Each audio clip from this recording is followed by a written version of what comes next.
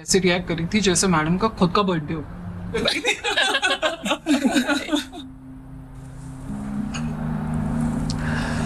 It's all about money, guys.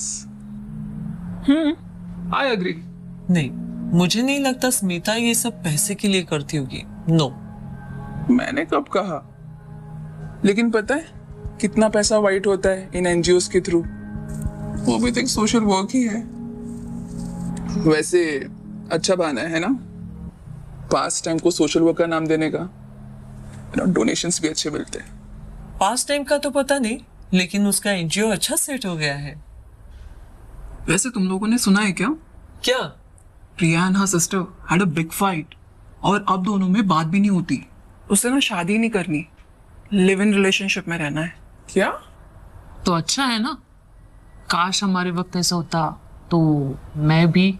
तुम तो अब भी कर सकती हो। मुझे लगता कि Vijay would mind that. Right. Radha वो प्लेटर लाना। लाई दीदी। वैसे तेरी वीकेंड ट्रिप का क्या हुआ?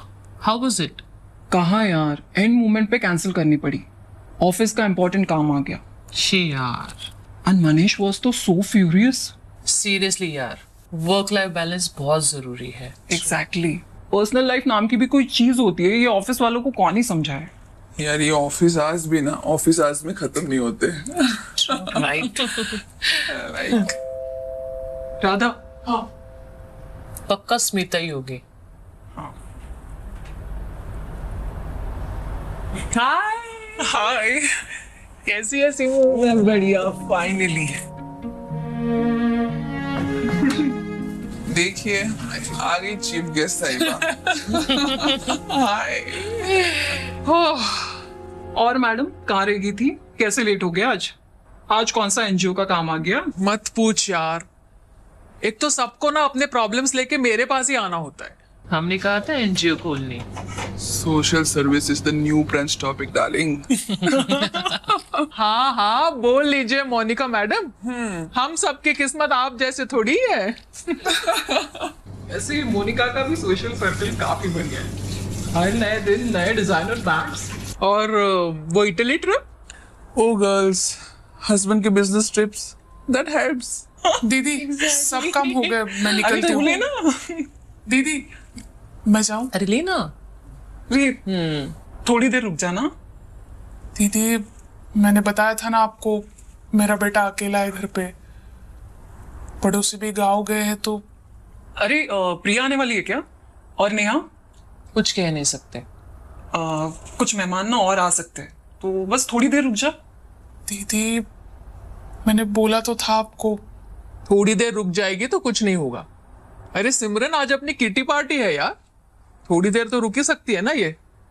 अच्छा एक काम कर, पकोड़े बना दे, काफी दिन हो गए खाए नहीं, फिर चले जाना। तू लेना। हाँ। मुझे जब भी वाली बात याद है तुझे। अभी तो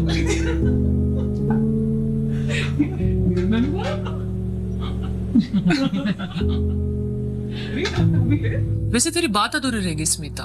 यार सुबह सुबह एक इनॉग्रेशन फंक्शन में गई थी, फिर वहां से ऑफिस में आई तो वहां पर एक लड़की बैठी थी। हर रोज आके बैठती है और रोज नए नए प्रॉब्लम्स लेके आती है। मैंने बोला देख इतने प्रॉब्लम्स हो रहे हैं तो कपल्स काउंसलिंग कर ले। यार हमारे जनरेशन ने भी बहुत स्ट्रेस झेला है और हम कभी काउंसलिंग वगैरह नहीं गए। हाँ, ये आजकल की मॉडर्न जनरेशन की लड़कियां, प्रायोरिटीज हिली हुई है इनकी। कुछ नहीं, ये सब स्पॉइल्ड ब्रैट्स है। जॉब क्या कर लिया इन लोगों को, लगता है इनको किसी की जरूरत ही नहीं है। और ये प्रिया और नेहा कब तक आएगी यार? Wait, I have something to show from my last trip. Look at this. Wow. Exclusive collection. Nice. Pure handmade है। Show me. Oh my. Too good. Sorry दीदी लेकिन मुझे जाना होगा। मेरा बेटा अकेला है घर पे और पड़ोसी भी गाँव गए हैं तो। राधा तुझे बोला ना, कुछ लोग और आ सकते हैं, तेरी जरूरत पड़ सकती है। आज के दिन बेटे को अकेले रहने देना। सिमरन जाने देना उसे, सब कुछ तो बन चुका है। और कुछ लगा तो हम ऑर्डर कर सकते हैं। तू जा राधा। कभी अपने पति को भी बोल दिया कर बच्चों को संभाल ले। अरे उसका पति नहीं रहता उसके साथ। क्यों? किसी और का चक्कर है क्या? मुझे बता, मेरा एनजीओ है। ये देखो, समाज सेविका जाग गई। ये मर्द होते ही ऐसे, all men are dogs. Shaila please. और हम करवा चौथ मनाते रह जाते हैं। इसीलिए I don't like all this. मैंने तो विजय से कह दिया, तुम्हारी लाइफ अपनी है और मेरी अपनी। एकदम सही कह रही है तू। I agree. बुरा मत मानना मैडम, बट आपको मेरी शादी के बारे में कुछ नहीं पता। और वैसे भी शादी तो दो लोगों के बीच में होती है, और एक दूसरे के लिए रिस्पेक्ट हो तो सभी प्रॉब्लम सॉल्व हो जाती है। आई एग्री, प्रॉब्लम तो हर शादी में होती है, लेकिन एक दूसरे की रिस्पेक्ट हो तो हर प्रॉब्लम सॉल्व हो जाती है। बातें तो काफी अच्छी करती हो, दिखती भी ठीक ठाक हो। तो ऐसी कौन सी अप्सरा मिल गई तेरे पति को? और ये मंगलसूत्र, वो चला गया कहीं और इसे देखो। Come on guys, stop it. अरे कोई बात नहीं, लेट इट। मुझे भी तो पता चले कि इसके पति ने इसे छोड़ा क्यों। जाने दीजिए ना मैडम, मुझे उस बारे में कोई बात नहीं करनी। आपको कुछ चाहिए हो तो मुझे बताइए, मैं रुक जाऊंगी। ये देखो भारतीय नारी, पति ऐसा है फिर भी उसके खिलाफ एक बात नहीं सुनना चाहती। मैं अगर होती ना इसकी जगह पर, सबके सामने 2 थप्पड़ लगा देती। सही कह रही है आप, मुझे भी बहुत गुस्सा आता है उन पर, लेकिन अरे ये लेकिन ही तो तेरा प्रॉब्लम है राधा। उसने तुझे धोखा दिया और तू है कि धोखा तो हुआ है मेरे साथ। मुझे कहकर गए थे कि जल्दी लौटूंगा, कहे तो फिर। और तूने मान भी लिया? किसी और के साथ चक्कर चल रहा होगा तेरे पति का। नहीं मैडम, वो तो मुझसे बहुत प्यार करते थे। और फिर तेरे से दिल भर गया उसका। राधा, तू यंग है, दिखने में भी अच्छी है, क्यों अपनी जिंदगी खराब कर रही है? और नहीं तो क्या, हमारी शैला कोई देख ले, इसका तो पति है फिर भी। प्लीज यार राधा, तुझे जाना है तो तू जा सकती है। कितनी अजीब बात है ना, मैंने आपको कुछ बताया भी नहीं और आपने अंदाजा भी लगा लिया। वो रात याद है मुझे, नंबर तो याद नहीं, पर वो कह रहे थे कि इस बार ये पीक जीतना बहुत जरूरी है, वरना दुश्मन बहुत हावी हो जाएगा। ये सुनकर मैं घबरा गई, रोने लगी। तो मुझे बोले कि पगली, मुझे कुछ नहीं होगा, लौटते ही मैं तुझे कॉल करूंगा। अगले दिन उनका कॉल तो नहीं आया, पर खबर जरूर आ गई कि इंडियन आर्मी ने पीक जीत ली है। पर वो थक चुके थे,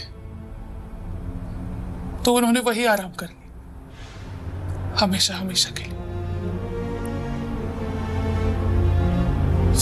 वो मुझसे कहते थे कि ये देश उनका पहला प्यार है और बाकी सब उसके बाद। ये आर्मी वाले ना थोड़े पागल ही होते। मुझसे कहते थे कि मुझसे भी ज्यादा किसी और से प्यार करते हैं। कोई अपनी बीवी से ऐसी बातें करता है क्या? लेकिन उनकी इन्हीं बातों पर मुझे बहुत प्यार आता था। उनके जाने के बाद वो लेटर मिला, राधा कुछ कर्ज चुकाने जा रहा हूं, पता नहीं लौटूंगा या नहीं। अगर लौटा ना तो पक्का तेरा ही बनकर आऊंगा। उनके जाने के बाद उनके साथियों ने कहा कि मरने से पहले उन्होंने कई दुश्मनों को मारा। वो इंडियन आर्मी का उसूल है ना कि दुश्मनों को मारने से पहले हम नहीं मरेंगे। I will not die till I prove my blood. उनके जाने के बाद कई जगह उनका सम्मान हुआ। किसी ऐसी जगह किसी ने बहुत अच्छी बात कही थी कि जंग में मरने वाले लोग शहीद नहीं अमर होते। याद है ना अपना भाषण मैडम? आप शायद मुझे भूल गए और अपने दिए उस मेडल को भी। Like and